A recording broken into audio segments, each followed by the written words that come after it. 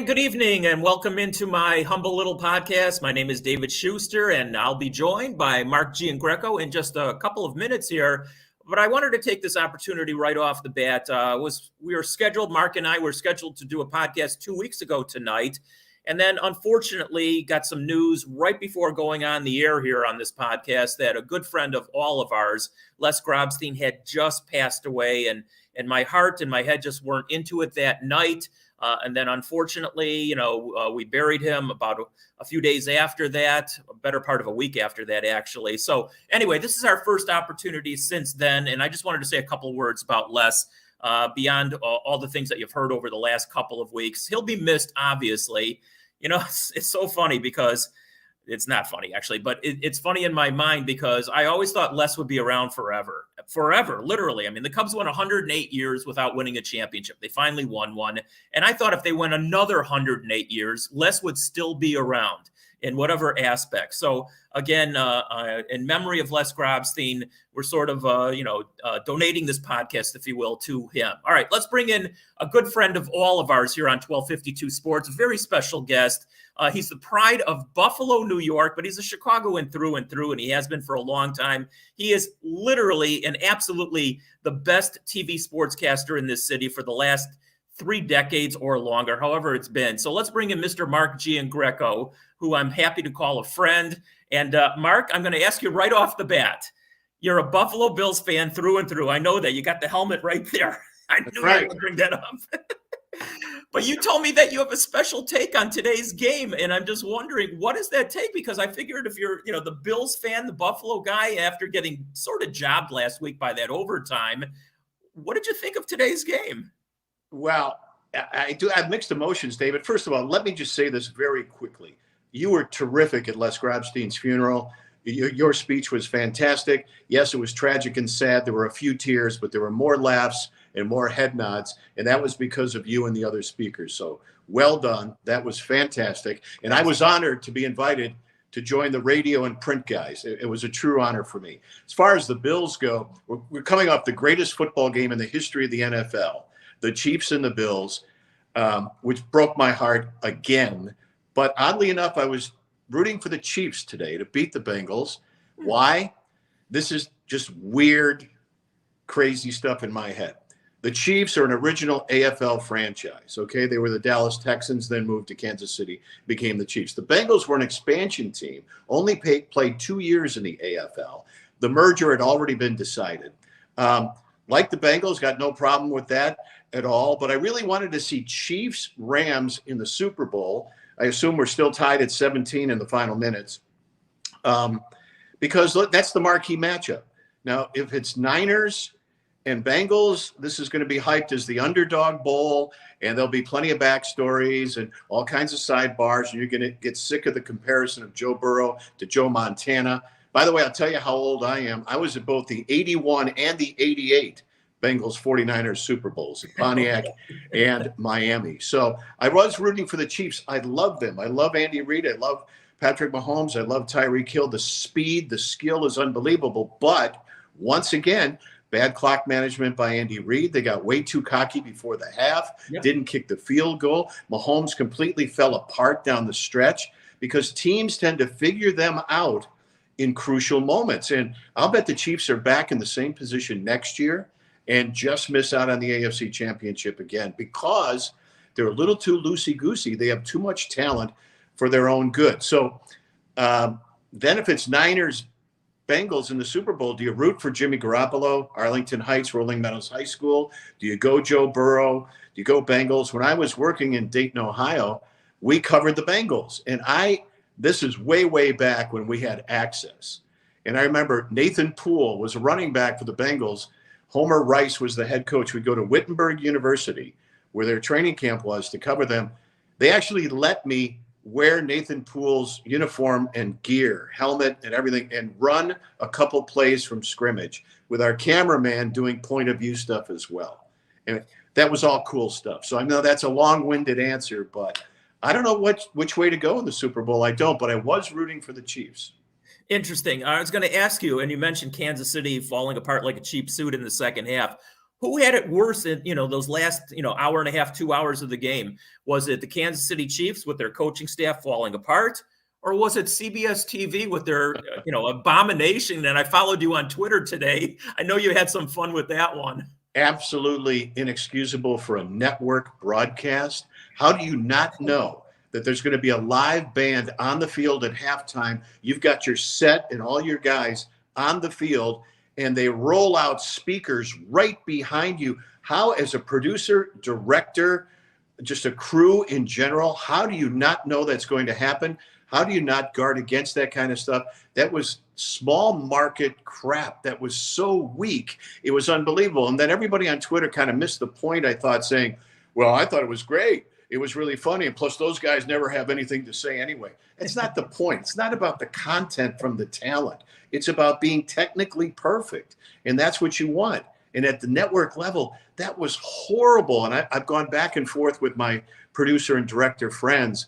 And they said, somebody's going to get fired tonight for sure. And you know that Fox made sure that when their guys were standing on the field, that they were going to be clear of any distraction or, speakers and microphones and stuff like that. It does happen. And you know what?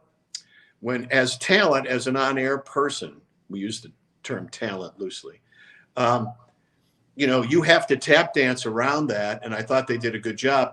And then immediately after you're off the air, you go to management and say, how the hell could that happen? And management's answer is always, that's why we pay you the big bucks to cover those mistakes. But if we're doing our I was going to ask you, if we're doing our job, the tech people have to do their job, and logistics and everything has to be straightened out. I was going to ask you, take us behind the scenes, because obviously you've been in TV for, decades now. What did happen literally right afterwards? What happened later this evening? What's going to happen tomorrow in meetings? And will somebody literally get fired because someone had their heads up there? What's? I'm not sure, but I think back in the day, that person would have been fired. I don't know if this was a freelance crew that was just kind of thrown together because that's the way of the world these days. I assumed it was veteran people at all positions. Not sure. Being an old curmudgeon, I would assume that it was a little too loosey-goosey, and maybe there were some people there that didn't have enough experience. Even if you were caught off guard by having the guy pull up in a cart with those speakers, you immediately have some people on the ground there moving that cart out of the way immediately. So I have no idea. Once again, in this day and age with cutbacks and everything else, smaller staff, maybe there wasn't anybody available to catch that and fix it. I would think during the heyday of television that somebody would lose their job over this. Today, who knows? You're working with people, you don't even know their names. They're working at another station the next day. It's kind of sad.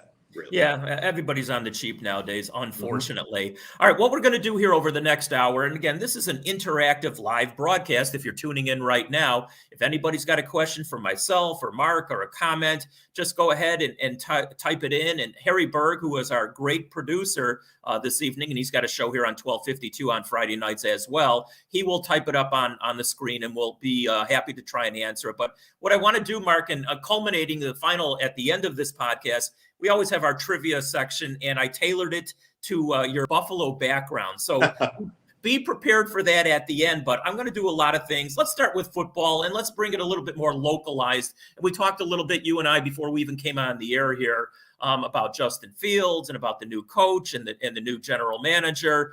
And for me, Mark, I'm sorry, whether a fan or a journalist doesn't really make a difference. I'm not excited. I'm never excited by what the Bears do. It's deja vu all over again. They hired a junior executive, and I hope these guys are better than the last Matt and Ryan, and how ironic that they have the same name, so they didn't even have to change the place settings in the kitchen. But, hopefully this Matt and Ryan will do a better job. But it's a general manager who was a junior executive somewhere else, just like Matt Nagy was. It's a head coach who's never been a head coach anywhere else. And he's coming in there and he's coming off a terrible loss, just like Nagy was with Kansas City in his final game. This guy, allowed Jacksonville to beat Indianapolis, and Indianapolis to get in the playoffs. So let's start right there. I mean, are you excited as a fan at all? Not at all. Not in the least. And you know me, my glass is always half empty. I'm always looking at the negative side. But look, all these glowing quotes from every other coach and general manager and executive around the league. First of all, this is a good old boys club. These guys aren't going to rip one another and say, "No, he sucks. He's no good." They're all going to praise these guys. They have their club. They all want to get jobs. They all want to protect one another because it is a very exclusive club and it's very profitable. Look, when Matt Nagy and Ryan Pace were hired, you could have used these exact same quotes for them, as you alluded to. Okay, Ryan Poles, young, sharp guy, by all accounts, 13 years in the Chiefs organization, one of the best in football, never really done the job himself. Matt Eberflus, okay. The tough thing about this is there's at least one sportscaster in town who still hasn't pronounced his name correctly. And people are having a lot of fun with that. But, he's no kid. He's 51, never been a head coach, though. And these guys have glowing recommendations, and everybody's so hopeful. The common denominator is the McCaskey family. They've never done anything right. They don't know anything about football. I don't believe that Ted Phillips has been pushed to the other side of the building. This whole crew of people, making these decisions, it still remains the same. It's a wait and see. There's no way you can have an opinion either way other than to just not trust it automatically because the McCaskies still own the team. That's the common denominator. That's the bottom line. Yeah, and listen, I'll get ever so slightly, I don't know, infused with some optimism that they're bringing in the guy from Green Bay, because I love Green Bay's offense. However, they do have, as much as, people might hate Aaron Rodgers, and I get that part too. Aaron Rodgers led a really exciting offense. Now, he had a lot of weapons. Now, if they can run the same offense as Green Bay did, okay, that's fine. But now you get back to the quarterback, and we talked about this before we started. The jury is out on Justin Fields. I loved him in college, although I saw his flaws there too. He did nothing this past half season of the games that he played for me to get excited about him on the pro level, Mark. I mean, he had the good second half against Pittsburgh. That game was pretty much over until the second half. Mm-hmm. Other than that, he made a lot of mistakes. And so the jury's still out, as far as I'm concerned, on Justin Fields. I totally agree. I mean, any coach, general manager looks fantastic when you have a superstar quarterback. Justin Fields, to me, and I don't want to poo-poo the whole thing, and the jury is still out, and everybody gives him the benefit of the doubt because he had, a really bad coaching staff. And my feeling is that he had the attitude of, I'm not buying into this because these guys are all going to be gone. I see the writing on the wall. I'm not going to become fully invested until I see the new staff come in, and then we'll see what happens. Look, I know I'm probably reading too much into this, but what has caught my eye time and time again is Justin Fields. He's a talented guy. He's fast. He's got wiggle. He's a great athlete. He can throw the ball deep, not really consistent. He can make things happen with his feet, but he still can't check down like most rookies. He still can't see the field very well. His delivery is very loopy and very slow. He doesn't snap it out. He doesn't have a quick release. But I think attitude and body language plays a big part with him. And maybe, I'm overstressing this. I'm kind of obsessing over it. When you see him on the sidelines, he's basically on the bench by himself, just kind of staring off. And yes, he is wearing earbuds and he is listening to the coaches. But you never see him engage with an iPad. You never see him talking to another coach face to face. You never see him rallying the troops, talking to other players. It's like, I'm too cool for school, and I'm just going to sit out until I, see what's going on here. That's just my take. I think maybe it's too much, and people always say, well, were you on the sidelines? Did you see every moment? If you're just judging it on cutaways during a televised game, you can't go by that. Well, you can. I think you can. They go to him a lot, and I just think his whole body language and demeanor is a little suspect. I think he's talented, but he's so raw, and again, it's all on the coaching staff to develop him. I just don't think he's that great, period. Well, time will tell, obviously. Like I said, the jury's out. I'll take it one step even further from what you said. And listen, most of the people who are listening to this aren't going to care about what I'm about to say. But, I participated in almost all of his press conferences, either after games or even more so on Wednesdays preceding the upcoming game. And he just did not seem to even want to be there. His answers were always 2, 4, 5, 8 words at best at times. I don't know. I think the quarterback is an extension of the PR department, or it should be at least. And they should get the fan base enthused by a lot of the things they say. And I don't know. There's something that's still not there. I hope that he turns out to be. Right.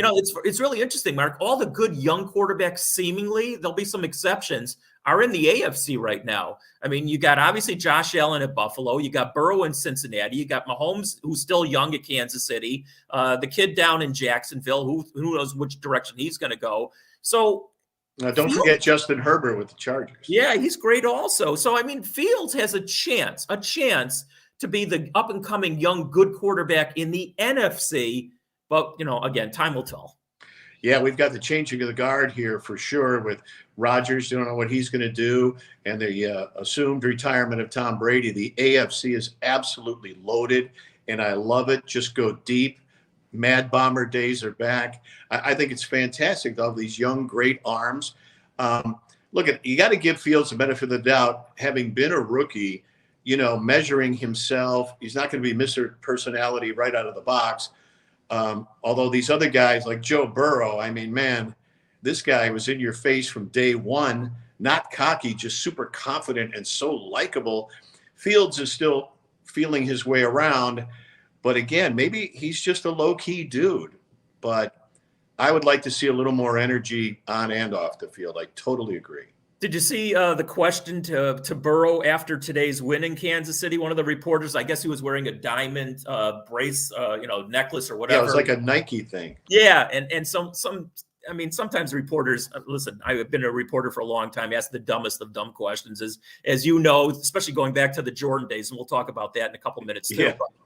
Yeah. Somebody asked him, are those diamonds in that thing real? And he had the best answer. Dumb question, great answer. He goes, I make so much money. Do you think I'd really have fake, diamonds and paste in this? Yeah, that was cool. mean, that's every answer is like that with him. It's so refreshing. It's awesome when he was talking about Lamar Chase and their relationship. And he said, that play in a previous playoff game where he just made the spectacular catch of a great bomb. And, Burrow just says, man, I just throw it up there. I know he's going to run under it. He's just going to be there. So, I just expect it. I mean, yeah, he's the kind of guy that you really rally around. That team just loves him to death. With Fields and so many uncertainties, both on offense and defense with the Bears, everybody, and rightfully so, is looking out for their own ass right now. Nobody knows if they're going to be here next year. So as far as it being a cohesive unit and being a great leader, man, he is a long way away from that. All right, so one last football on current topic right now. The Rams did win the game over the 49ers. A lot of San Francisco people will be upset, so be it. So the Rams will be playing the Super Bowl in their own stadium, much like Tampa Bay did last year in their home stadium. I think that's unprecedented 2 times in a row. By the way, did you notice that, there's 70,000 people for the game today, but for the Super Bowl, I don't know, it's almost like a picture on your phone where you can expand it for another 30,000 people. Where were those 30,000 seats today that they're going to be there in 2 weeks? I don't get it. They've got just some pod that they'll just pop out. This is the most incredible spaceship ever built. I mean, it's spectacular, but it's not going to be a home field advantage for the Rams. Given today, I think there were more 49er fans there than Ram fans. It's typical Tinseltown, LA, casual bandwagon, the worst fans in the world. I hated it when the Chargers went there. I hate shared stadiums like the Giants and Jets, and now Chargers and Rams. I can't stand it. Los Angeles, they don't care. Who knows what the ratio is going to be, for the Rams at SoFi for the Super Bowl. It'll be all celebrity driven. I don't think they're going to have that much of a backing. I think the Chargers need to go back to San Diego or go to some other town, maybe St. Louis, that keeps losing NFL teams one after another. But, I'm so old school. I realize it's not going to happen. There's so much money invested in SoFi with both the Chargers and the Rams. I don't see the Rams having a home field advantage in that building because the ticket's going to be bought up by, other people, all the big names, all the celebs. There'll be plenty of Bengals fans making the trip, getting tickets. And, they are not instituting that policy that Nashville is famous for. If you had a Chicago area code. You couldn't get Blackhawk tickets in Nashville against the Predators. They tried to do the same thing with the Titans, and that's just sad. Your fan base should be built in, and you shouldn't have to worry about that. Apparently, the Rams don't care. They'll sell tickets to anybody. Yeah, and I was sarcastic about home field advantage. And obviously the NFL, they divvies up the tickets, whatever percentage it is. Yeah. But, and for those who don't really think that LA fans are less than fickle, I guess is the right way to describe them. I've been to a lot of Dodger games over the years, including the last time the Cubs were in the postseason against the Dodgers. And yes, they were leaving in the 5th or 6th inning. That's not a stereotype. It's true. It really is true that, the game starts with 50,000 people. And especially if they're on the losing end by the 6th or 7th inning, it's half full at that point. So that's a truism. Mark, red taillights. You see the taillights all the time, the 5th and 6th inning out in the outfield, and they're late arriving. They don't get there till the 3rd inning. What's the point? and the Dodgers are the team. If you have to pick an LA team, the Dodgers are number one. So what does that tell you?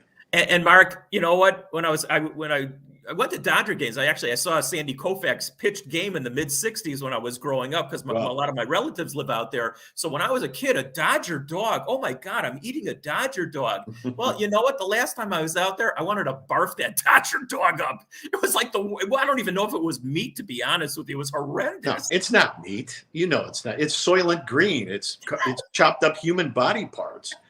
What it is. I mean, look at. To this day, the White Sox have the best food, bar none. Best stadium food, still. You can't contest that. They do. We could do a whole podcast just on food at the different arenas. That's pretty comical. Right. In fact, who's the guy? Oh God, I'm terrible on names. He's got a couple of million. He used to work at ESPN. I'm just awful on names, but every now and then he keeps coming up on Twitter all the different foods that are served at all the stadiums. I'm just terrible on names. I'll think of it. Yeah, I'm blanking as well. Anyway, I think the White Sox have cornered the market on that. Yeah. They do it well. All right, so listen, we could talk about all the other current teams in town. I mean, there's no baseball right now. I still think. Do you care? Do you care right now? I'm so sick of this CBA back and forth. No, not baseball's down the list on my priorities. You know me. NFL football number one, then hockey, then basketball, then baseball. Really, I think. Younger generations, they don't care about baseball at all. And the MLB commissioner, who obviously hates baseball, is doing everything he can to wreck it, playing with the rules and trying to speed up the game and everything else. It's been a disaster for baseball, and to the point where I don't even care if they play or not now.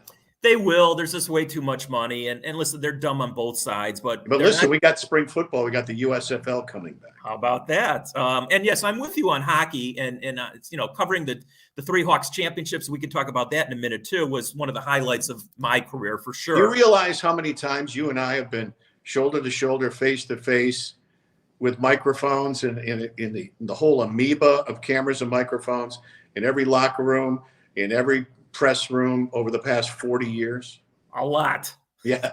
Simply said, a lot. And I will say that you and George Hoffman always ask the questions that produce the answers that we TV guys always used. It's funny because a couple of your producers have told me that over the years that they would wait for my question to get the soundbite. And listen, it's no real skill to ask a question. Just be quick and precise with your stupid question. Don't make statements, and don't be, a monologue either. I mean, there it is for anybody who wants to be a sportscaster. Don't make a statement. You make sure the player and the other people around you know what you're talking about. Actually ask a question in the form of a question. And it's like Jeopardy. There are a lot of TV sportscasters who just sit there and grandstand and love to hear themselves talk rather than actually ask a pointed question that's going to get you a good answer. Yeah. I always had like Art Fleming, the old Jeopardy guy in my head saying, do it in the form of a question. Okay, yes. Fine, whatever. So remember when he'd throw it to commercial, he'd say, won't you watch? Thank you. Yes. I'm old enough to remember that, actually. Yeah, right. All right. So, again, we could talk about current sports. The Bulls are a fun team to watch this season. They're not going to win a championship. I'm sorry. No. The Hawks, unfortunately, are in a rebuild. It'll be really interesting to see what they do with Kane and Tays after this season. I'm going to be curious to see if either one of those two guys goes, but time will tell on that. Here's my take on that. Yeah. I don't mean to interrupt you, but I just want to get this in quickly. I was never a huge NBA fan. Of course, we loved the 6 championship ride with Michael and everything else. And, hockey, I love hockey. My kids play at a very high level. And, I just love the sport. I think there's something really special about it. But being a civilian now, being out of the business and being pretty much retired, I can pick and choose now. I don't have to do my homework every day, and I don't have to be up on everything 24/7. I haven't watched a full Hawk game this year. I haven't watched a full Bulls game, maybe a quarter, maybe a period here and there. The Hawks are awful. It's going to be hard to cut a deal to let Taves and Kane try to win a championship, either in Buffalo or back in Winnipeg or whatever, just because of the salaries and the way they're structured. It's a waste of their talent. Derek King, who knows about this guy? He's had a couple of funny sound bites, but he's not really that well respected as a head coach. Kyle Davidson, the interim GM, he'll probably get the permanent GM gig. Their front office is a mess. They're still trying to clean up after the scandal and everything else. I have really drifted away from the Hawks and the Bulls, even though Arturas and his front office, these are real basketball people who have assembled a real team that's exciting. But, with COVID and injuries and everything else, I mean, you got the whole Levine-DeRozan combo now. You got fan favorite Caruso. You got, Big Vucevic in the middle. This is a team that you like, but they aren't going anywhere. And it's just, I am totally focused on the NFL like most people. I'm even a casual college basketball and college football fan now. It's just amazing. Just going back to the NFL very quickly. We are obsessed with that form of entertainment. It's ingrained in our culture. It just keeps getting bigger and bigger and bigger. And it's kind of scary when you have a conglomerate like that. But we need it. We need it to live. And they keep delivering. And these monster TV contracts now with streaming, with Hulu and Amazon and everything else, it's just no other sport can compete. It really can't. Hey, Mark, I got to ask you, did you watch any of the NFL on Nickelodeon? Do you get off on that stuff? Hey, I got to say, Nate Burleson's great. And that little kid he's on with, I forgot his name, and you get slimed. And I think it's terrific. It's the best thing CBS has done. It is that. And they don't have any technical mistakes on Nickelodeon. They don't have speakers drowning out the talent. Oh, okay. So again, I don't really want to talk so much today about current sports because there's really not much going on. But what I want to do is I want to do a name association game with you. And you're right. You and I have been shoulder to shoulder now for decades, honestly, out in the field. And I just want to throw some names because I know that there's some stories we can and can't tell, but you might tell some better ones than even I can. So I'm going to throw some names and you just react to the names that I throw at you. Let's start with the coach. Mike Ditka. Go ahead. I wear it as a badge of honor. Mike Ditka hates me. Always has hated me. Can't stand me because I always made fun of him. And, he got to the point, and he admitted this later on. His ego was so monstrous that he was out of control. And I used to call him out on it all the time. And he just thought I was just some wise ass punk. And he feels that way to this day. But, he was so idolized here and everybody bowed down to him, and the whole super fans thing and everything else, that was a really funny parody, but that's the way every Chicago fan really was. And Ditka got so full of himself and got so big. And I remember Gary Fensick telling me the story. Everybody was doing commercials on that Super Bowl team. Everybody. They had their own radio show, their own TV show. You're a backup special teams guy. You got your own show. You've got a commercial endorsement, everything. So they win the Super Bowl. The next year, things are getting out of control. And Ditka said, no more endorsements. Okay, we need to refocus. We need to get back. And Keith Van Horn, and who else was it? Jay Hilgenberg. They had been set up to do a Campbell Soup commercial, and they had to give it up. Ditka backdoored them and did the Campbell Soup commercial after he told everybody to drop their endorsements. And that's when Fensick told me that he completely lost the team. And then, of course, free agency gutted it. They lost Wilbur Marshall and Willie Gault and stuff like that. But the players lost their respect for Mike because he became a caricature of himself. Look at, he's probably the biggest character in Chicago sports history as far as being a character and being so beloved and having just a dominant personality, more so than even Michael. Mike Ditka's the biggest thing ever. He's never turned down a commercial. He continues to do them to this day. But yeah, Mike doesn't like me at all. Well, that is a badge of honor. I'll have you know that, because all the people that he didn't like were all the people that I do like, for instance. And yes, he was a character, but he was a cartoon character.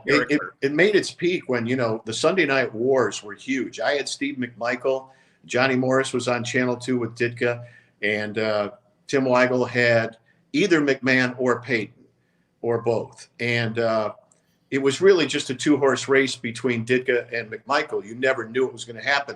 People were flipping back and forth between Channel 2 and Channel 5 to see what would happen, to see if McMichael was going to punch me in the face and squirt shaving cream and cut my tie and put me in a headlock. And he would bring props. He had a chainsaw one night and put it on my neck and had red Kool-Aid shooting everywhere. And then you'd flip over to Ditka, and he's so drunk he can't even see straight.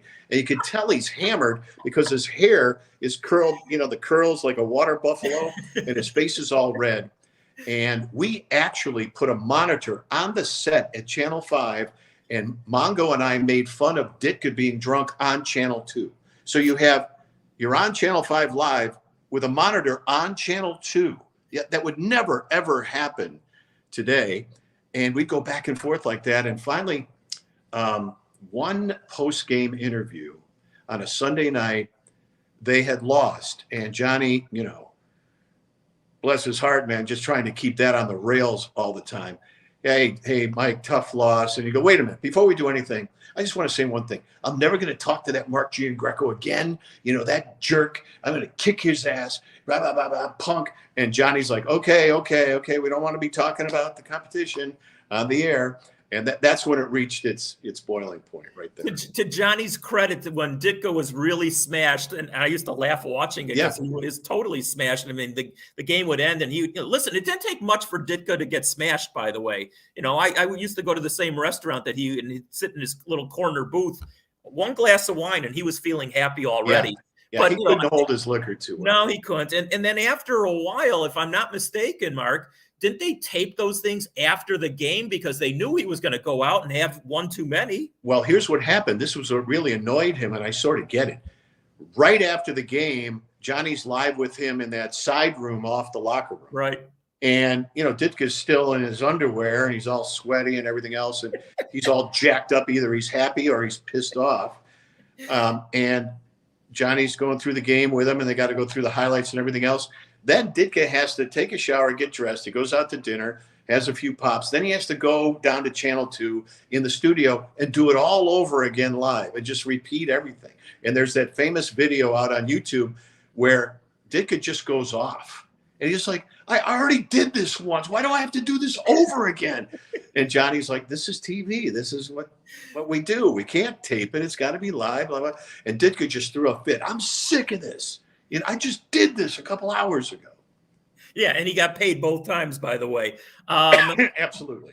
See, I also used to love the Monday press conferences, whether they won or lost the day before. And, Ditka would get up, and they were always entertaining, as you well know, Mark. And then Red Motlow, God rest his soul, he would stand up to Ditka. Ditka would scream at him, and Red Motlow, again, to his credit, would scream right back. I mean, this is the funniest stuff. And then there was Greenberg. What was Greenberg's name?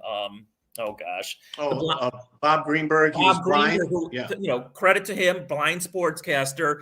But, he would say something, and then Ditka would go back and forth with him. I mean, this was theater. It was kabuki theater, or whatever you call it. It was so great. And you remember the Red Motlow moment where Ditka called him a jerk, and Motlow said, "You're a double jerk." Yes. And he got up and he walked out. He stormed out. And Red, he'd come into that press room at the old Hallis Hall, and if somebody had their computer or their gear or whatever in front of his seat, he would just take the stuff and throw it across the room.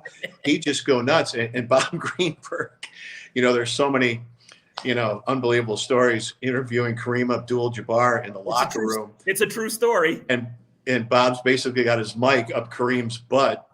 And sometimes he would turn around. He'd be asking questions facing the wrong way. And then, of course, there was the classic when Ditka was all worked up about something, and he goes, "Bob, you saw the game." "Oh, I'm sorry." That thing was somebody in the press box said, "Geez, Greenberg's banging on that Braille typewriter. It sounds like he's making license plates." So, there are a million stories like that. You don't get this in any other podcast, but this one. All right, let's move on. We could go forever. Oh yeah, we can. I got a bunch of names here on the list, by the way. Michael Jordan. I've always said this. I don't care. Listen, Michael's lucky, if nothing else, that he played in the era that he did, because if he played nowadays with the social media impact that it has, especially cameras all over the place, he probably wouldn't have had the charmed career like he did. And we knew a lot of things, but we just didn't report them. But right. I always said this, Mark, Michael Jordan to me was a superstar both on and off the court, because, after every game, he would wave after wave after wave of inane questions from a bunch of reporters. And I'll always give him credit for that he stood up, meticulously dressed, always in the best $1,000 suits or whatever, and answer every single question. So beyond being the greatest basketball player that I ever hoped to see, I just thought he was great, away from the court as well. He was always accessible, always. A lot of times he didn't have anything to say, or he would just give you generic standard answers, but he was always accessible. He would always talk to you. I thought I had a really good relationship with him. I used to make fun of him all the time too, and he put it right back in my face.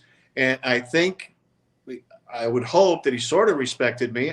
We would walk down the hallway. First of all, you had to learn how to walk backwards all the way down the hallway and interview him, learn how to moonwalk. And we would always talk music.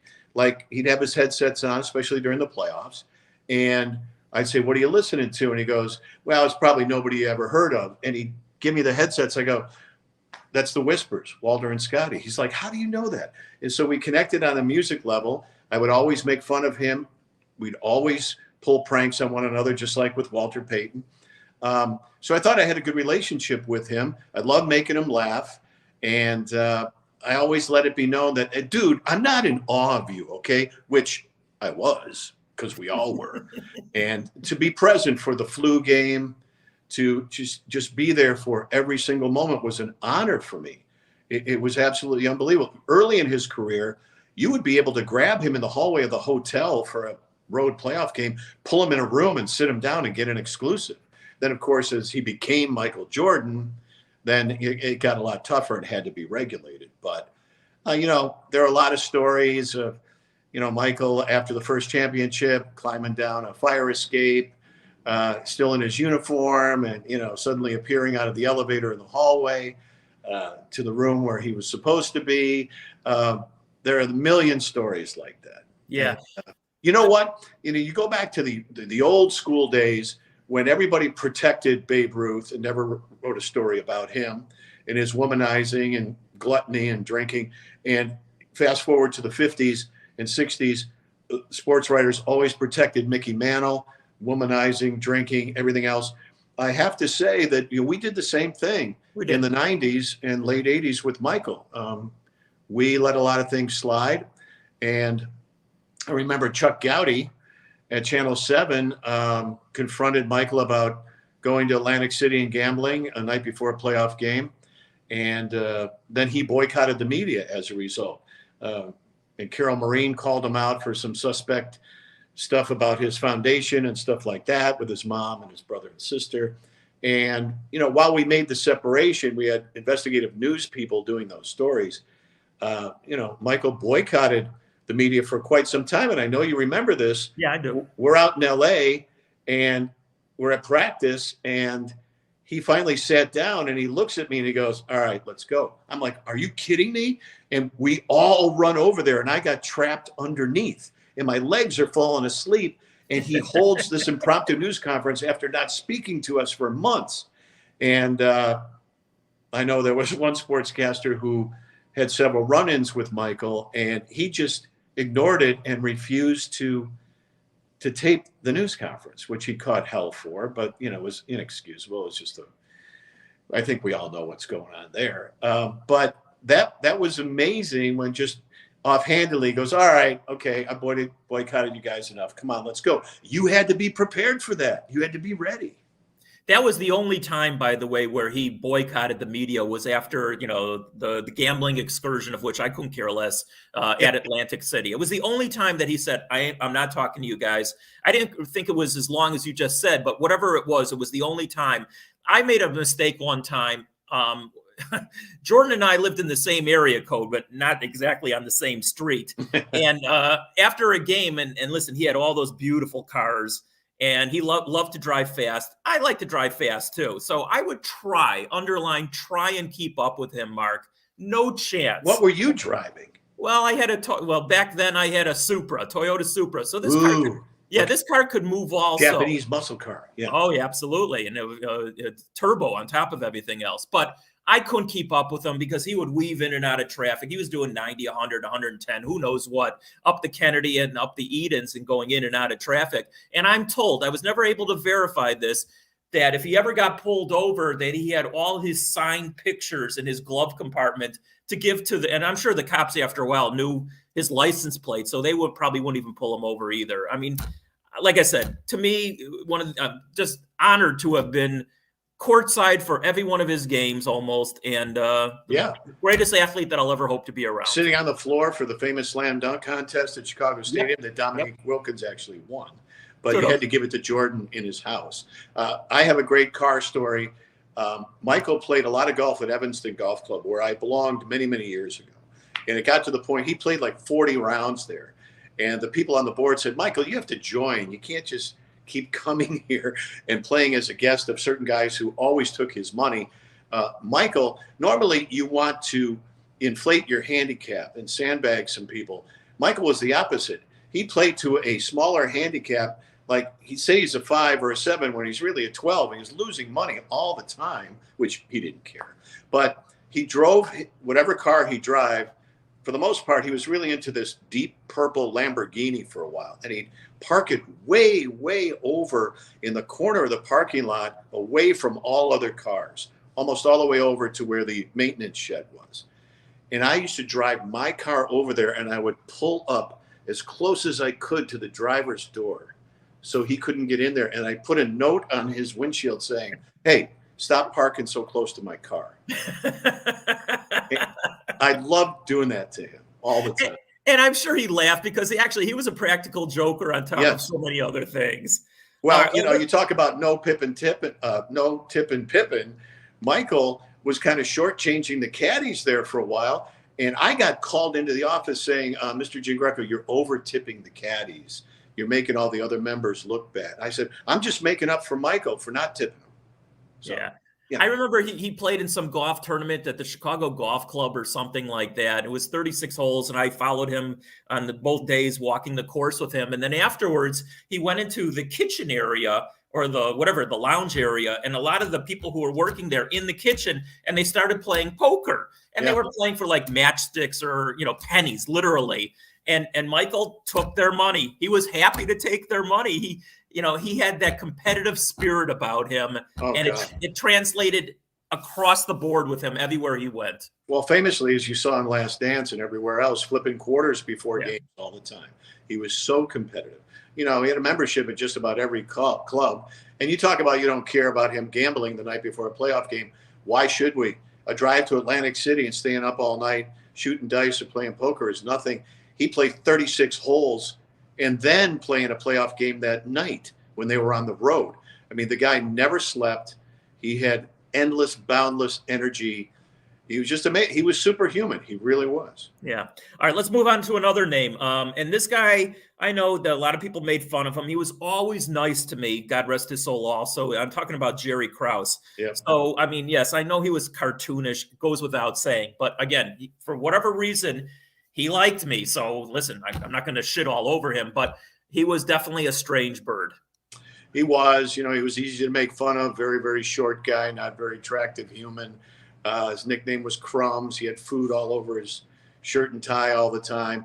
He was a gym rat, and that, obviously he wasn't athletic and didn't play any sports, but he was obsessed with scouting. And he was actually a great basketball and baseball scout working for the White Sox. Jerry Reinsdorf loved him.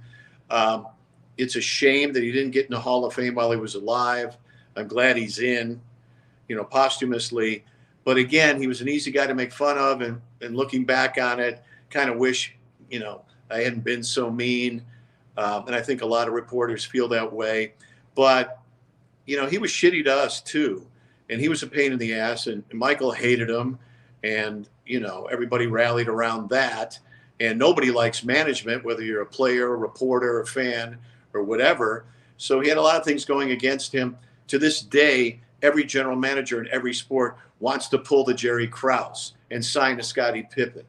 Find that diamond in the rough that nobody else is really aware of, and that makes them. And Ryan Pace thought he was going to be that guy, by the way. And that's why he's failed so miserably in drafts, especially with Mitch and everything else. But, Krause, he lied to us all the time. And we caught him in so many lies. And we would expose him, my producer, Bob Vorwald, when we would, ambush players at the airport who were coming in, and Jerry would deny that they were coming. And we have the tape. We show it to him. We call him out on the air. He had a very combative relationship with the media. But he was a great scout, and he was a good general manager. It's just that every GM wants to stay ahead of the aging curve. And when you have Michael Jordan and Scottie Pippen, and then he did such a great job plugging in those ancillary parts around those two superstars time and time again. But then he wanted to blow it all out, and he wanted to say, this is the team that I put together.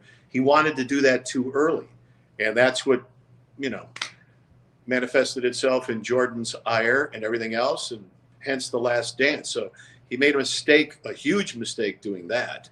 But all in all, his body of work, yeah, he's a Hall of Famer. Absolutely. So we have one of our viewers.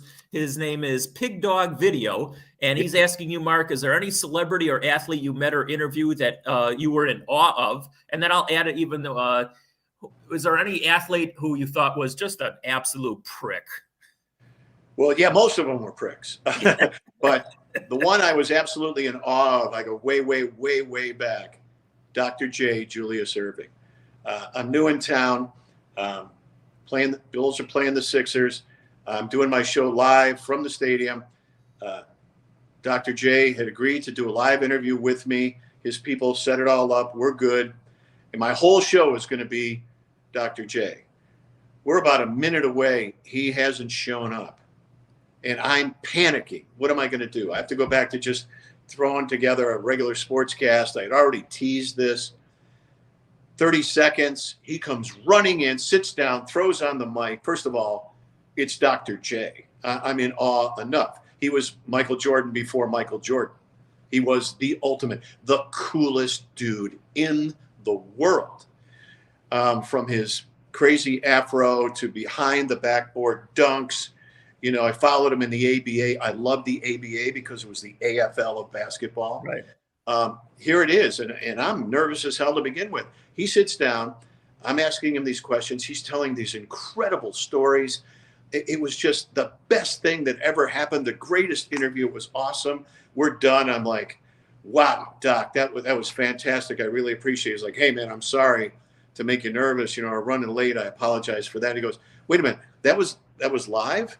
I go, yeah. He goes, oh, man, I'm sorry. It was so long-winded. I would have tightened it up. If I knew it was live. I thought you were going to cut this up and edit it for later. So he was so TV conscious, and besides, he was dressed so cool, and he was everything you'd expect Dr. J to be. He's coolest in the world. He's absolute royalty. There's no question about it. And you're right. There's a lot of guys who we can say were pricks. The only guy that I was ever in awe, and I've met all the same guys over all the years, but I was young. I was right out of college, and I met Muhammad Ali like late 70s. And I got to be honest with you, I was in awe because he was Muhammad Ali, and I was tongue-tied. Now, fast forward a bunch of years, and when we used to go out to spring training, he retired and lived out in Scottsdale, Arizona. So I would see him at Don and Charlie's, which was the famous hangout for spring training. Sure. Don Carson, and he would come in with his entourage. And unfortunately, at that stage of his life, he was tongue-tied for altogether different reasons. But he's the only athlete. Like I said, I've come across a lot of them, and you're right. There's a lot that are just plain pricks. But he's the only one that ever I didn't know what to say to him. I just totally in awe of him. Oh, I know. I have a Muhammad Ali story where he was still Muhammad Ali and still, the most famous human on the planet. I was working in Louisville, Kentucky, and we would cover the Kentucky Derby. That would be 6 hours live from the roof of Churchill Downs. And first of all, I didn't know anything about horse racing to begin with. Really had to do my homework, relied on the other experts, the newspaper guys who covered horse racing and everything else. And I co-hosted that show with Muhammad Ali, being a Louisville native, Wow. the biggest thing in the world. I was so starstruck and so scared. This is, I think, 1977. And I was new to Louisville as well. And basically, I would read the intro and say hello and introduce him. And then he would just take the entire segment. It was not like he was trying to push me out or anything. He was wonderful, but he just went on and on with every spectacular story. And I'm just nodding and everything. And then I would throw it to commercial. And then we'd come back and do another segment. So I think he sensed that I was nervous, and he just carried the entire broadcast. And I was just stunned and in awe. So he did like 2 hours of that 6-hour show.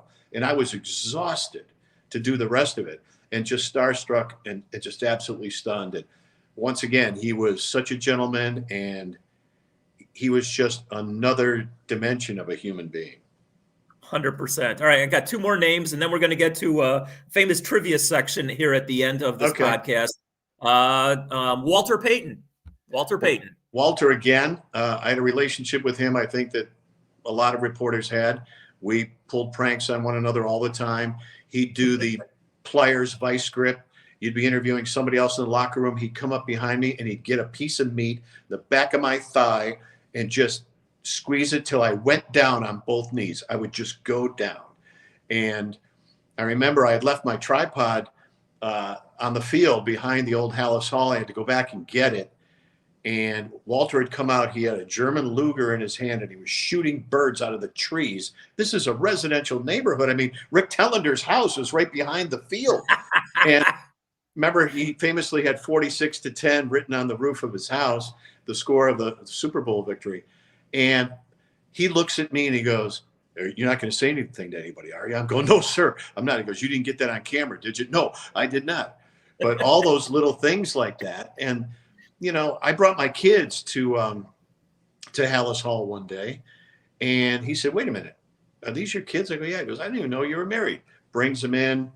It's wristbands, it's autographed pennants, jerseys, walks around, introduces my kids to all the players. And it's like Richard Dent, Wilbur Marshall, the Fridge, everybody sitting around naked with a towel, playing cards and smoking cigars. My kids were freaked out. Walter went out of his way to be so nice to them. You never forget that as a father.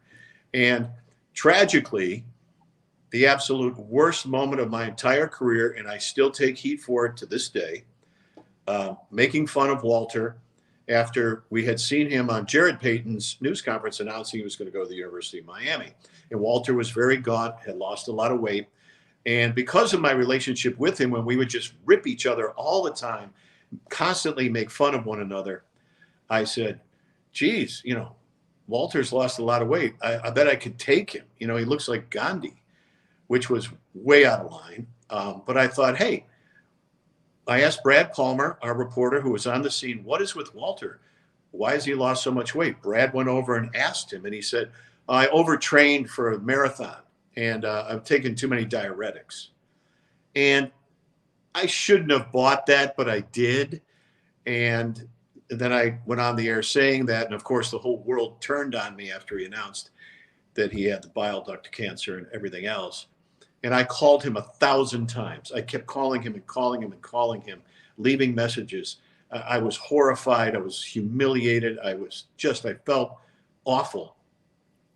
And, several weeks went by, and I'm sitting at my desk, and the phone rings, and I pick it up, and there's this little voice saying, "Well, you're really hard to get a hold of. Ha ha." And it's Walter.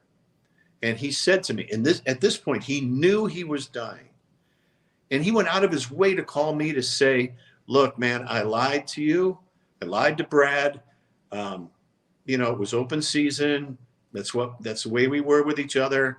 And I'm sorry that I ripped you in my news conference," because remember, he was crying and saying, "God bless those who make fun of me." That was directed right at me.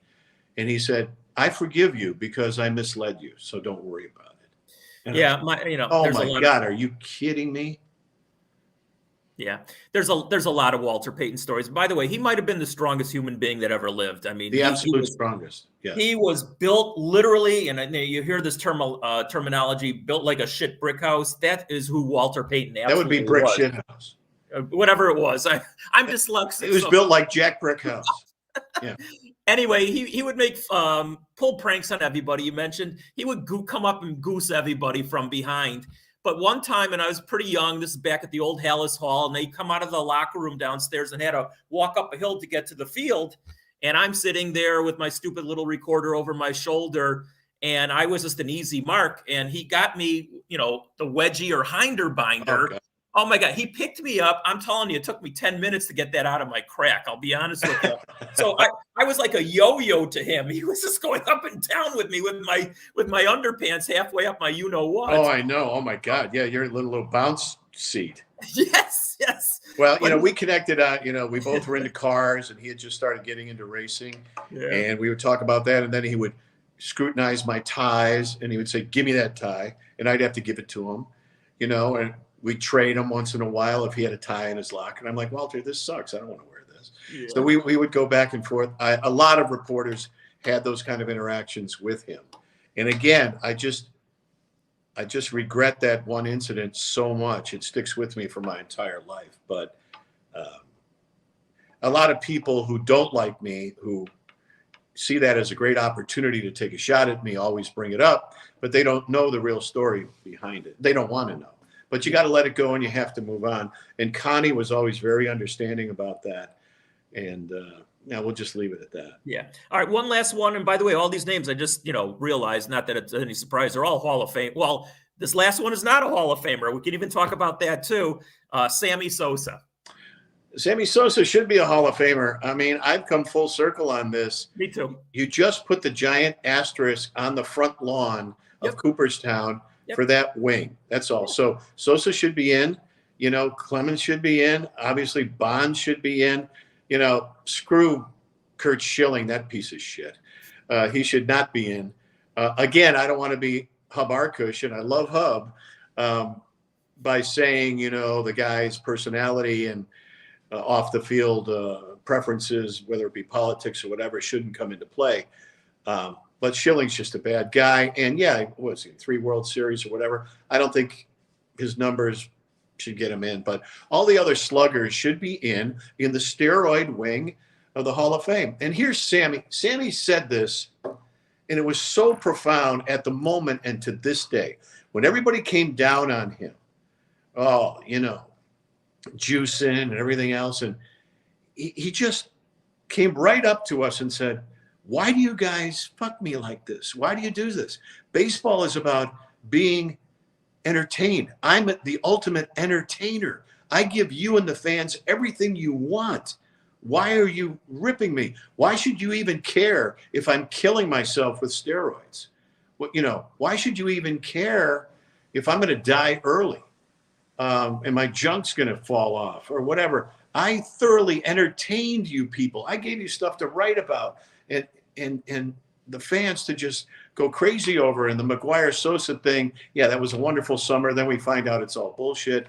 But still, as jaded and cynical as I am, I got it. Sammy was like, I was there to hit home runs and entertain you. And so what? If I did steroids, you come down and rip me. So I think he should be in the Hall of Fame. What I'm very disturbed about him is bleaching his face. I think that's worse than the steroids. I mean, look, everybody still takes them. And it's just a big race, the scientists and the chemists going back and forth. These players and their agents and their personal physicians and their doctors and trainers, they come up with these masking agents so they can still take performance enhancing drugs. And then the leagues and the teams come up with, a chemical tracer to combat that. Then it just keeps going back and forth, and it's just escalated. Don't tell me that there aren't any more, players on juice in any sports anymore. It's still happening. So, in retrospect, you have that perspective. I think he should be in. And Sammy thoroughly entertained everybody. I know a lot of the players didn't like him. Kerry Wood smashing his boombox and people urinating in his locker, Kerry, all that kind of stuff, because he thought it was all about him. He wasn't a great teammate, but he was the ultimate entertainer. And being a charismatic slugger like that, I can see why he just cared about his stats, didn't care about really winning. But that's what you get when you have superstar sluggers like that. Yeah, and he was always funny. He was always great. Remember spring training? He'd walk in and goes, "I'm in the house. Yeah. I'm in the house." Yeah. And had that big smile and everything. But bleach in the face is just, that's such a weird thing. And I understand it's a cultural thing, and a lot of races, it's like, lighter skin is supposed to mean you're higher up the rung, and weird stuff like that. Sammy, why would you do that? He looks hideous. Yeah, I never thought that Sammy Sosa would resemble Casper the Friendly Ghost at the end of his career. That was strange. But I've also come full cycle, even on Bonds and Clemens. Listen, they were Hall of Famers before they started doing whether human growth hormone or steroids, whatever. They were Hall of Famers. And Sammy, he obviously, his head expanded over the years. It goes without saying. And Barry Bonds too. Yeah, 600 plus home runs, you should be in the Hall of Fame. You want to put on their plaque that they did steroids, that's fine. I'm going to go one step further, Mark. I know Pete Rose bet on baseball. He probably even bet on his team to lose. Bad, real bad. However, Hall of Fame player, no question about it. So if you want to put on his plaque, he was a effing scumbag, go ahead and put that. But he should be in the Hall of Fame. And it's really weird, Mark, because I've been to the Hall of Fame for a couple of different inductions. I don't know if there's anybody in the Hall of Fame more than Pete Rose, even though he's not enshrined in it. There's all his artifacts of everything that's in the Hall of Fame. So he should be in the Hall of Fame. Hey, look leagues and teams and general managers and commissioners, they use these players. They use them. And in many cases, they damage them physically and mentally. So the Baseball Hall of Fame is such bullshit to begin with. And most Hall of Fames are halls of fame, I guess. It's just, who cares? Pete should be in. To me, he's just really, rough, tough, kind of white trash, bad dude. But just make it about stats, okay? Yeah. Make it about numbers and get rid of the morality clause. It doesn't matter if you're a good guy or not. Just get in on your numbers, what you did for your team, what you did for the league. That should be the criteria. Forget about what kind of person you were, because that doesn't matter. Players like Charles Barkley said, "I'm not a role model." Well, they are. Just as parents, you have to explain what's going on here. You can't be fully invested and think of these people as perfect human beings and heroes. Just make it about stats, about championships, about what they did for their team and what they did for the game. Think of the ratings if or when, and they both will eventually by the Veterans Committee or however that's now handled. Both Bonds and Clemens go in there. The ratings for those days that they're enshrined will be off the charts. And I only hope that Bonds goes in the same year as Jeff Kent, also not a nice guy, because they hated each other, Mark. You could tell when you were in the locker room, they would. Does Craig Biggio belong in there? Even does Rafael Palmeiro, you could even throw him in, even though he lied. He was in contempt of Congress. If he had the numbers, let him in. You just have to take it with a grain of salt. And if these guys have a plaque in Cooperstown, fine, but know that they're not perfect human beings. Take out the good guy clause and move on from there. Bud Selig's the gangster. Bud Selig's the bad guy. And he's in the other way, made trillions of dollars with these home run chases. These guys jacking baseballs out of ballparks, all jacked up. Bud Selig he is the worst human being on earth, or among them. He's a bad guy. He was full of shit. All he cared about was the money, just like Paul Tagliabue and the NFL TV contracts. Just bad guys. Roger Goodell. This guy, he grew up as a rich, spoiled brat, a lot of political influence with his dad and everything else. The guy's making $46 million a year as the commissioner, who just, make sure the owners are, everything's copacetic with them. They just keep printing money. He's a bad guy. They don't care about steroids, drugs, domestic abuse, concussions, none of this stuff until they're called out on it, until they're exposed. And then, oh, look what we're doing. We're going to fix this. Yeah. These are all really bad dudes. Yeah. All right. I got another 50 names here, but I don't want to go on and on and on and Okay. on. I think I hit the main names here. All right. I promised you a Buffalo trivia segment here at the end. So we're going to put you to the task here. All right. So here we go. A lot of this is from your childhood, I'm sure. The Buffalo Bisons, a minor league team, of course, in the 1990s. What was the name of the park that they played in Buffalo? Well, it had many names. They played in War Memorial Stadium, which was called the Rock Pile. But then they built this park on the thruway going to Canada. It was Dunn Tire Park. It had all kinds of sponsors' names. But I was right with War Memorial, right? Well, and Dunn Tire Park was the answer that I have here. So you are 1 for 1. Got that one. And by the way, if you don't know the answer, if you want to do, take a timeout and call somebody, or I don't know. No lifelines here. I'm just going to be exposed. All right, the next one. Buffalo's arena team from 99 to 08. What was their name? The Buffalo what? Arena team. Buffalo Destroyers. Very good. And they also had a lacrosse team, the Buffalo Wings, which I thought was great. And they had a chicken wing logo. Very, very, very good. Okay. This is going back to your childhood, or it's probably your late teens or something like that. The Buffalo Sabres' very first draft pick. Oh, God, I knew this. This is a great name, by the way. Oh. What a great name. Yeah. So, the Sabres came in 69, 70. I graduated from high school in 70, went away to college. And the Buffalo Bisons were not only a minor league baseball team, AAA team, the farm team of both the Reds and the Mets. When I was a kid, I saw Johnny Bench play as a Bison, Ed Kranepool, Choo-Choo Coleman.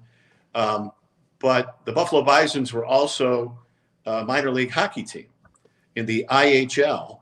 Okay. And they had the coolest logo. I'll try to get to the answer in a minute, but they had a cool logo. The owner of the team had a Pepsi distributorship. And even though they were the Buffalo Bisons, the logo was a Pepsi bottle cap. Perfect. With Buffalo written in script, just like Pepsi. So they had really cool uniforms. All right, I have to amend. Let me say, was it Dennis? I got to amend the question because you're right. The Sabres, I think, came in 69, 70. And actually, I wrote down, so this is not the first year. It was a Sabres first pick in 1973. It was such a weird name that I had to know. You might not know this one. Well, it wasn't Joe Perreault. I know that. No. This is 1973, their first round draft pick. Not Boxcar Hospodar. Not. It's not a name. It's not a household name to anybody. Oh, go ahead. Tell me. His name was Morris Titanic. Yes. Okay. Somebody just did a documentary on that. I saw it a few months ago. Morris Titanic. Right. And there was also the story of a fictitious player with a weird name, a guy who never existed. It was kind of like a Finch. Remember the Sid Finch thing? Sid Finch, yeah. The GM of the Sabres did the same thing and just made up a name. He was an Asian player, and I don't know if he was Japanese or Chinese, but they just made it up because back then they had like 100 rounds, and they're in like the 17th round, and it's the middle of the night.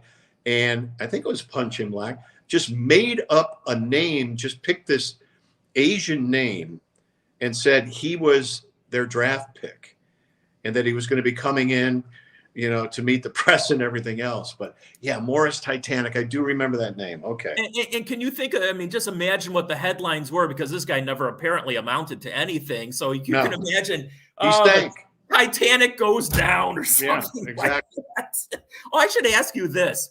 Because I'm a big hockey fan also, and there's been so many good hockey movies over the years. How many times have you seen Slapshot in your life? Oh, 50. It's one of those movies where you can recite every line.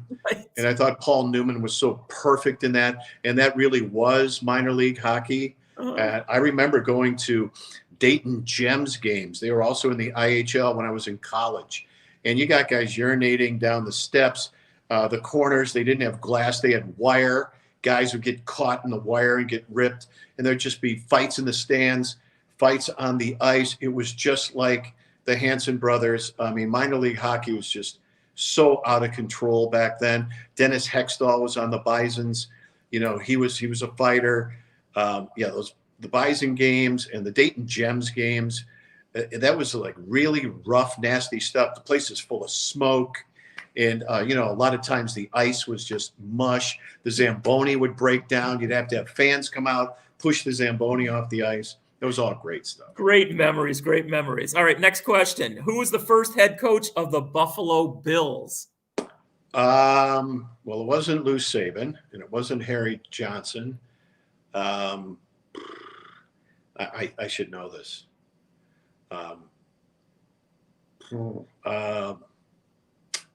Because I know Lou was head coach of the Patriots before the Bills, and he went to the Broncos. He came back to the Bills at one point.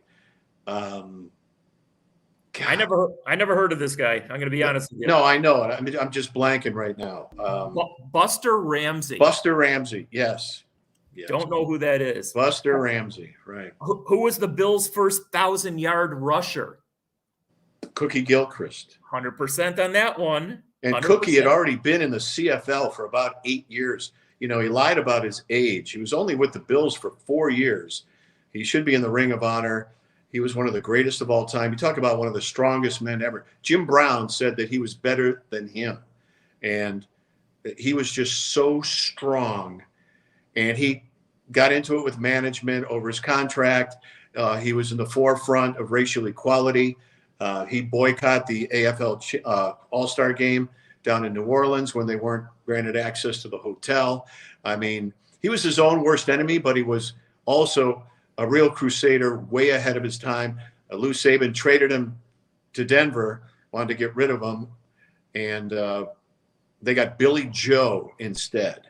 His last name was Joe, Joe. And I remember drawing a picture of him in grammar school. He had no nose whatsoever. It was broken so many times, just had 2 holes in the middle of his face. But I remember that trade, and then Cookie wore number 2, which looks so bad because he was number 34 with the Bills. And like I say, he was in the CFL back in the late 50s, and Paul Brown really screwed him. He promised that he would sneak him in onto the Cleveland Browns and try to get under the age thing because he was only 18 at the time.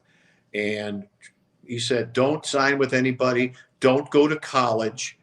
He was just turning 18. He goes, I'll get you on the Cleveland Browns. And of course, he totally reneged on it.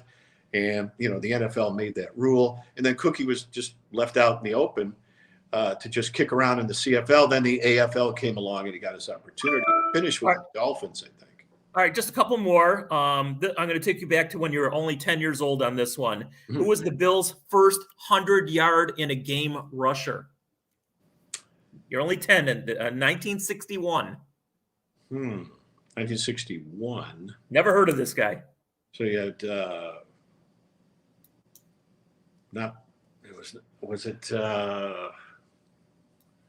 let's see. Don't tell me because I'm going to go nuts. So 61, Jack Kemp was still with the LA Chargers, I believe. So he was not the Bills quarterback. Wasn't Bobby Burnett. Nope. No, Bobby Crockett was the wide receiver. Bobby Burnett was actually the rookie of the year, but I think that was like 63. Again, I never heard of this guy. Did he play for anybody else? I have no idea. I don't even know of this guy. I never heard of this guy. There were so many trades. Yeah, well, listen, on a first-year expansion franchise, I'm sure they were picking guys out of I don't know. Go ahead. Art Baker. Yeah, I've heard of him, but I never would have gotten it. Okay. Never would have gotten it. Yeah. Okay. Who was the Sabres' first head coach? Well, that was Punch Imlach, wasn't it? Yes, it was. Yeah. You got that one. All right, let's see. I got one more. Who was the Buffalo Braves' first head coach? Well, it wasn't Jack Ramsey. No. Dr. Jack came later. Yes. Sharpest dressed guy in the world. Oh, and one of the Cool. nicest people, and still late in his life, could probably run rings around us. Okay, so that first Braves team, being an expansion team, they had Bob Weiss, Matt Gukas. They had those former Bulls who were left unprotected. Right. I remember their number 1 draft pick was Elmore Smith out of Kentucky State. Yeah. Huge center, defensive player. John Hummer from Princeton, the He first was $1 billion player. He was their first draft pick. Hummer was their first draft pick. Yeah, first draft pick. Elmore Smith was out of Kentucky State. He was the following year. John Hummer played at Princeton. I think he was only in the league for a couple of years. He went to Europe, invested all his money, and just disappeared. First head coach. Hall of Famer. God, I should know this. See, I'm blanking because I was a kid when the franchise came in. I was so excited. And the guy lived right at the end of my street, was the PR guy for the Braves. While you think of that one, I will tell you that one of my, listen, they had Bob McAdoo, of course. He was one of the famous players. The greatest. And also Randy Smith, who was one of the fastest guards you'll ever hope to see play basketball. The fastest guard end-to-end with a basketball, played at the University of Buffalo. Yep. Also was an All-American soccer player. I didn't know And he was in such great shape that they used to have the Old Timers game as part of All-Star Weekend. And he would win MVP of the Old Timers game all the time because he was in such great shape. And, these guys like Don Nelson would come out with a big gut, and Randy outran everybody. He was so excited. Randy Smith and Ernie DiGregorio at the guards. God, yeah. You had Bob McAdoo. They had Garfield Hurd from the Suns and Jim McMillan. Yeah, that was a great team in the powder blue uniforms that took the Celtics to 6 games in the playoffs.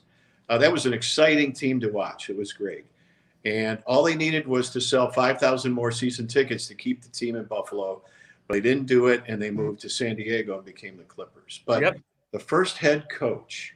Oh, I know who it is. I know who it is. Who is Dolph Schayes. That is correct. Okay, it starts here, and then it has to come up through the cobweb. So thanks for the time. Yeah, it's like a kidney stone. It's got to travel around and finally get to your lips when it comes out. Yeah. Listen, I could go on and on and on and on and on. I love talking to you, Mark. And you know what? I was going to talk to you about music because I know music is your passion as much as sports is your passion. And just real quickly, because I've talked to you about this before, you have, I don't know if it's in the room behind you, but you have a lot of artifacts of famous musicians, including some guitars that were signed by whom? In the back room in the guest room, I have Eric Clapton. And then I have all the Rolling Stones on another guitar. And then local heroes, the Ides of March. Oh, my God. Jim Peterick in the band, I'm Your Vehicle. And then, of course, Jim Peterick went on to form Survivor, Eye of the Tiger. And I think they had another hit after that. So I have these 3 signed guitars in one of my guest rooms here that I really, really enjoy. And I also have this great picture.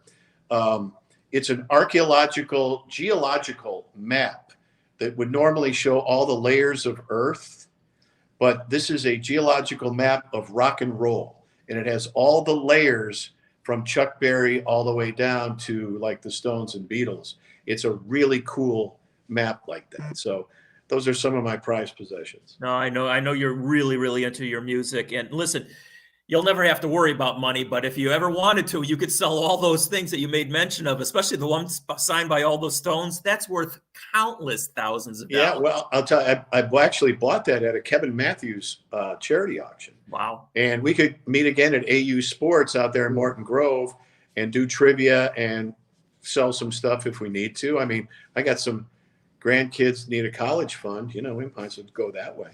We'll talk off the air about that. But Mark, thanks for joining me tonight. I love talking to you, and I love talking sports and music and everything else. You're just one of the best that I've ever come across in my travel. So I appreciate you joining us. Well, I feel the same way, David, and I feel like we've gotten a lot closer over the past couple of years, and it's an honor to be on with you. And let's do it again. Okay. Hang on just for 1 second as we sign off. Everybody who's out there listening, thanks for joining us, and I'll be back next Sunday. And until then, have a safe and healthy week.